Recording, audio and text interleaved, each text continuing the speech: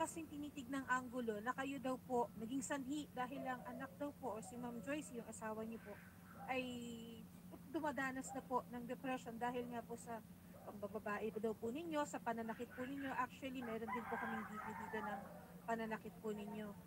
Simulan ko po nung ma'am, nung kami po ay nagsama ni Mrs. Joyce.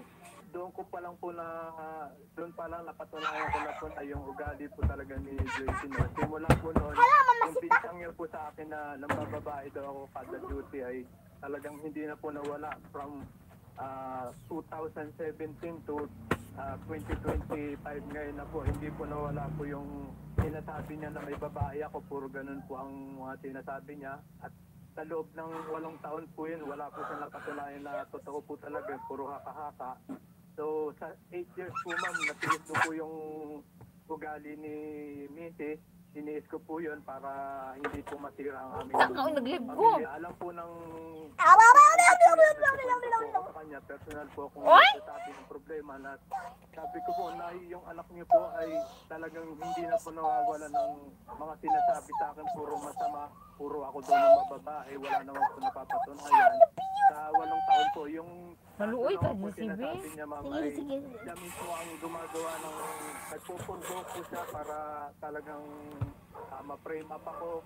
Yung video po ma'am na yon ay talagang nagulat niya talaga.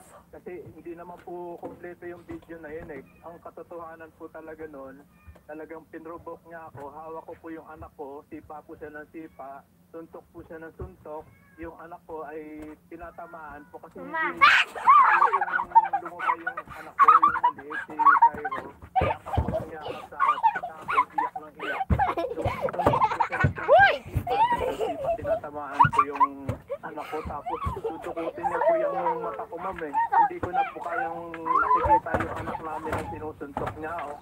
Na sana makayanan mo yung kasi ako nga kinakaya ko kahit masakit. Tatay din ako, magulang din ako. Tatlo yung nawala sa akin, pang-apat yung asawa ko.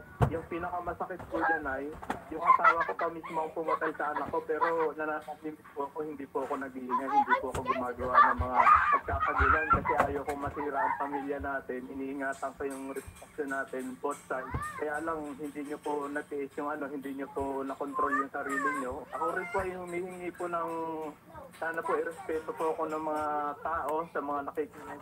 Huwag po kayo basta-basta na lang pong manguhusga ng kapwa nyo kasi hindi nyo po alam ang katotohanan. Masakit po sa side ko po yun, masakit po sa pamilya namin na naririnig na ganong klaseng tao kami kahit hindi naman po.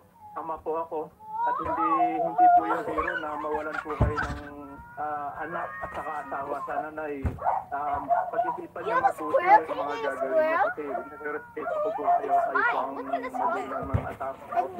Alam mo po, gano'n ko pamahal ang anak nyo. Dapat, hindi mo inambando na ang aking anak at sabay-sabay mo na dinala sa isang agenyo. Dahil alam mo namang walang dito gamutan sa ospital na yun.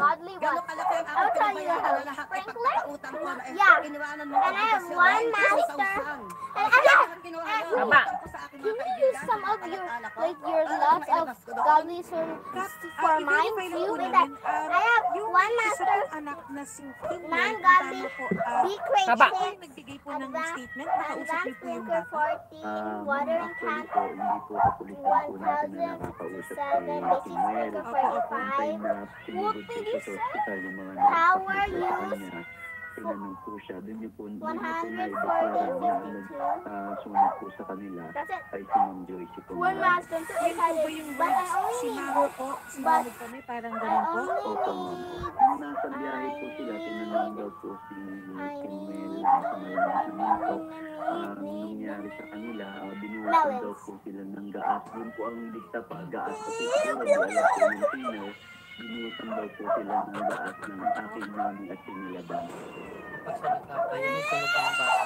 Patas lang po tayo rito. Gusto ko malaman sa inyo ngayon. Ang inyong posisyon po, inay. Para maliwanag po tayo sa lahat. Ano po, kayo po hindi naniniwala na anak ninyo ang bumuhos ng problema sa mga apo ninyo? Hindi po ako naniniwala doon. Sino po?